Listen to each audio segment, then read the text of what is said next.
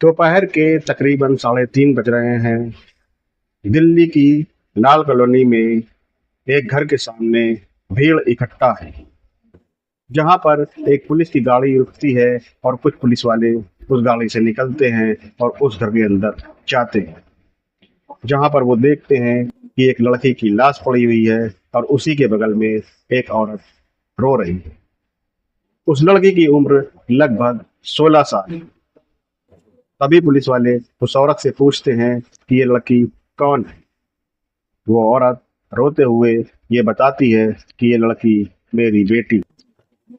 नमस्कार दोस्तों, मैं महेश और आप देख रहे हैं महेश की कहानियाँ।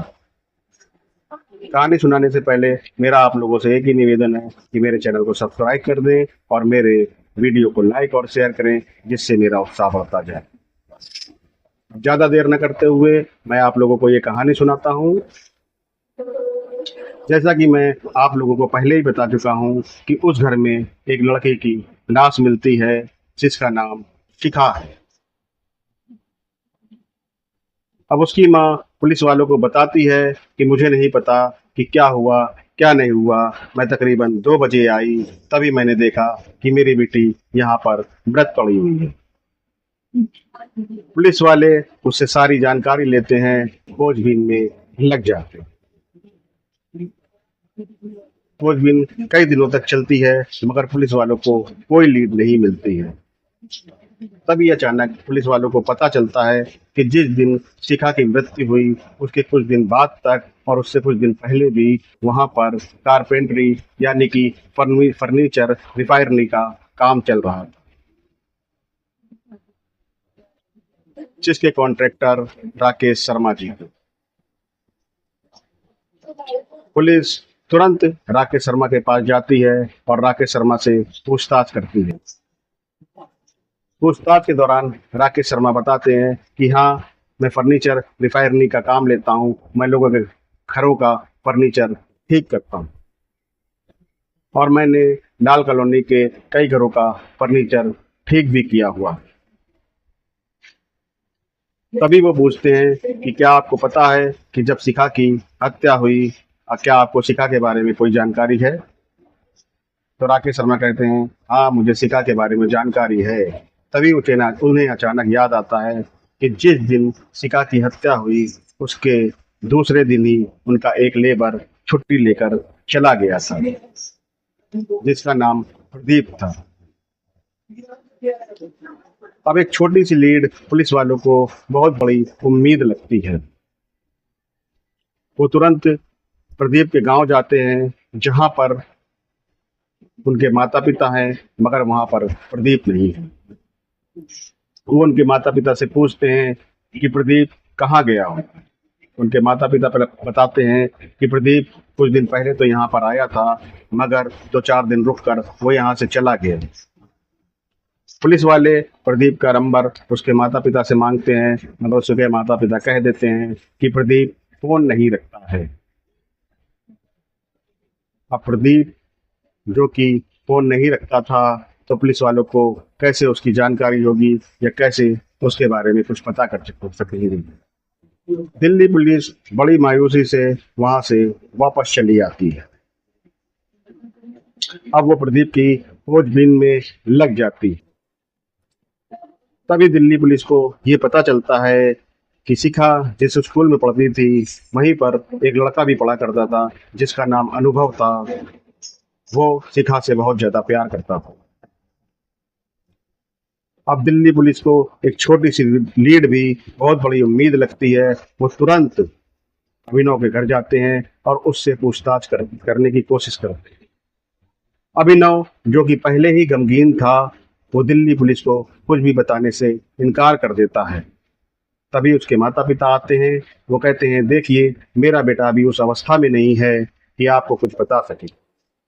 दिल्ली पुलिस, जो कि ये जानती थी कि अभिनव के माता पिता पढ़े लिखे व्यक्ति हैं, उनसे ज़्यादा किसी भी प्रकार की सख्त कार्रवाई करना गलत होगा, तो वो वहां से वापस आ जाते हैं।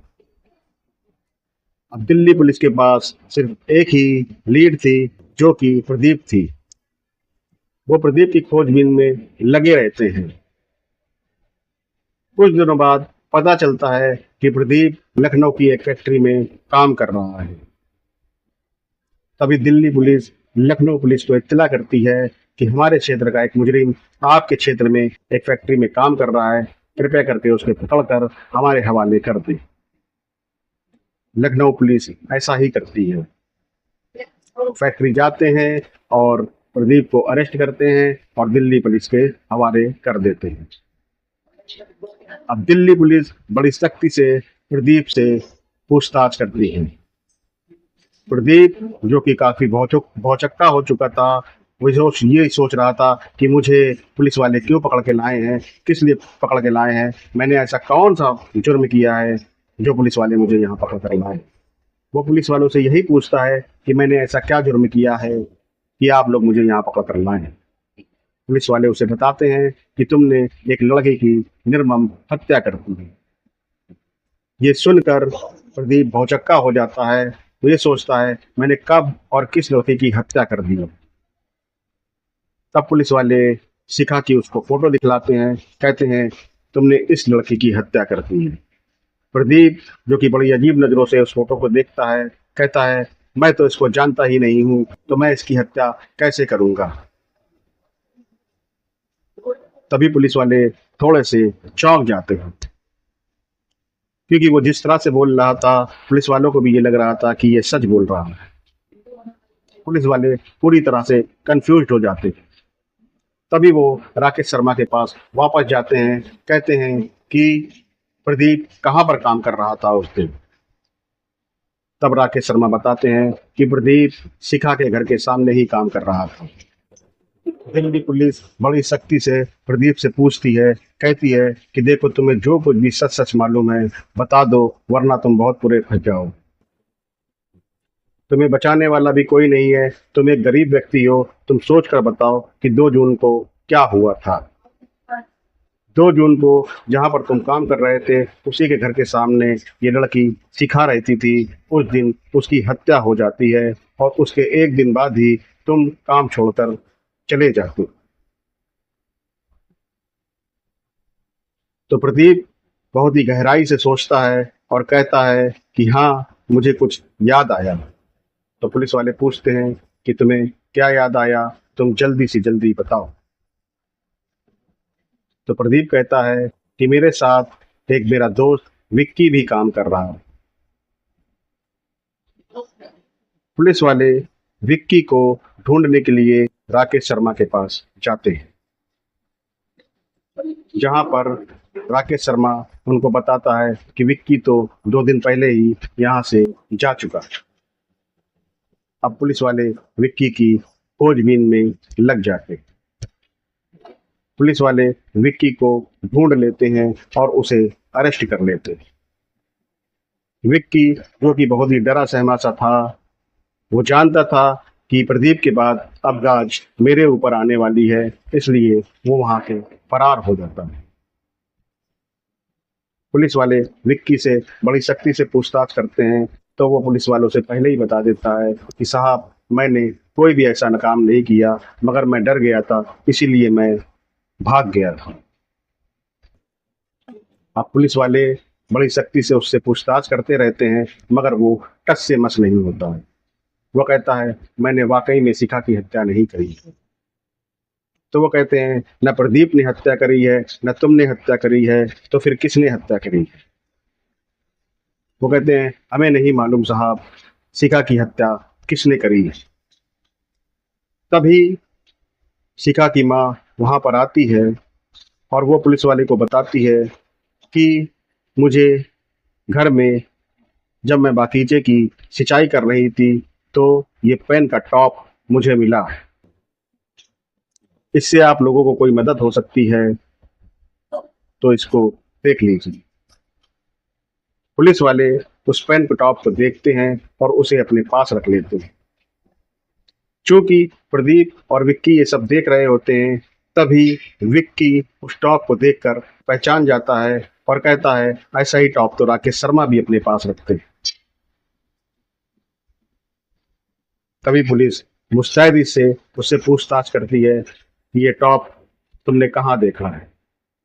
विक्की बताता है कि साहब मैं पक्का तो नहीं कह सकता, लेकिन इसी तरह का पेन राकेश शर्मा यानी कि राकेश भैया जो हमारे ठेकेदार हैं वो रखते हैं, अपने पास रखा करते थे। अब पुलिस वाले उस टॉप को लेकर राकेश शर्मा के पास जाते हैं और राकेश शर्मा से पूछते हैं, क्या आप इस टॉप को जानते हैं?